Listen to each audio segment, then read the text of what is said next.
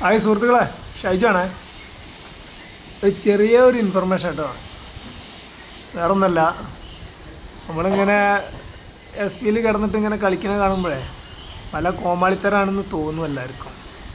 പക്ഷെ എന്തായാലും എന്നെ സംബന്ധിച്ചിടത്തോളം എനിക്കതൊരു കോമാളിത്തരമായിട്ട് തോന്നണില്ല. കാരണം നമ്മൾ ഈ എസ് പിയിൽ കളിക്കുമ്പോൾ കുറേ ആളുകൾ 10K ഫോളോവേഴ്സ് 20K ഫോളോവേഴ്സൊക്കെ ഉള്ളവർ ഇതുവരെ ആ ചാനലൊന്ന് മോണിറ്റേഷനായിട്ട് പോലും ഉണ്ടായിട്ടുണ്ടാവില്ല കേട്ടോ.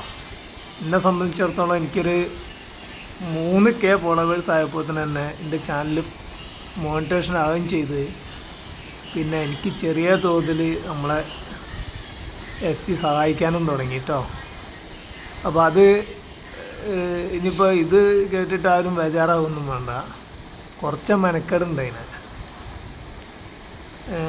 പിന്നെ നെഗറ്റീവ് പറയണവരോട് ആണ് ഏറ്റവും കൂടുതൽ താങ്ക്സ് കേട്ടോ. കാരണം ഓരോ നെഗറ്റീവാണ് നമ്മളെ വീണ്ടും വീണ്ടും പ്രചോദനത്തിലേക്ക് കൊണ്ടുവന്നത്. അപ്പോൾ ആരും വറീഡാവണ്ട.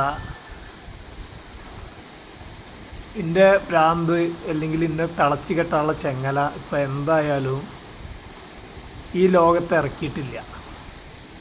അപ്പം അതുകൊണ്ട് ആരുകളങ്ങനെ ടെൻഷനാവണ്ട, മറ്റുള്ളവരങ്ങനെ ടെൻഷനാവണ്ട എൻ്റെ കാര്യത്തിൽ കേട്ടോ. അതാണ് പറയാനുള്ളത്. നമുക്ക് ചെറിയ തോതിൽ എസ് പി സഹായങ്ങൾ ചെയ്യുന്നുണ്ടെങ്കിൽ അതിനുള്ള എഫേർട്ട് ഞാൻ എടുക്കുന്നുണ്ട്. ഞാൻ പറഞ്ഞല്ലോ ആദ്യം തന്നെ, 10K 20K ഉള്ളവരൊക്കെ എപ്പോഴും ചിലപ്പോൾ തോണ്ടിക്കുത്തിരിക്കുക തന്നെ ആയിരിക്കും. കിട്ടുന്നവരുണ്ടായിരിക്കട്ടോ, ഇല്ല നമ്മൾ പറയണില്ല. എന്തായാലും നമുക്ക് ചെറിയ ഫോളോവേഴ്സ് ആയപ്പം തന്നെ നമുക്ക് ആ ചാനലിങ്ങനെ മോണിറ്റേഷൻ ആവാനും നമുക്കൊരു ചെറിയൊരു വരുമാനം ഇന്ന് വരാനും തുടങ്ങണമെങ്കിൽ അതിൻ്റെ കഴിവുകൊണ്ട് തന്നെയാണ്. പിന്നെ അതിൽ കൂടുതൽ കഴിവെന്ന് പറഞ്ഞാൽ നമ്മുടെ പ്രേക്ഷകരാണ്, പ്രേക്ഷകരെ സപ്പോർട്ടാണ്. അപ്പോൾ ആ കുറച്ച് പ്രേക്ഷകർ സപ്പോർട്ടോട് തന്നെ നമ്മൾ ചെറിയ തോതിൽ വളർന്നു വരും.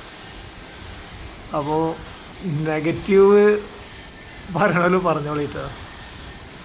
നമുക്ക് ചിലപ്പോൾ ഭ്രാന്തായിരിക്കും. എന്തായാലും അത് മറ്റുള്ള വീടുകളിലേക്ക് ആ ഭ്രാന്ത് ഞാൻ കൊണ്ടുവരില്ല. എൻ്റെ ഭ്രാന്ത് എൻ്റെ വീട്ടിൽ തന്നെ ഉണ്ടാവുള്ളൂ. അത്രേ പറയുള്ളൂ കേട്ടോ. അപ്പോൾ എനിക്ക് ഇതുവരെ ചെയ്തു തന്ന സപ്പോർട്ടിന് എല്ലാവർക്കും നന്ദിയുണ്ട് കേട്ടോ.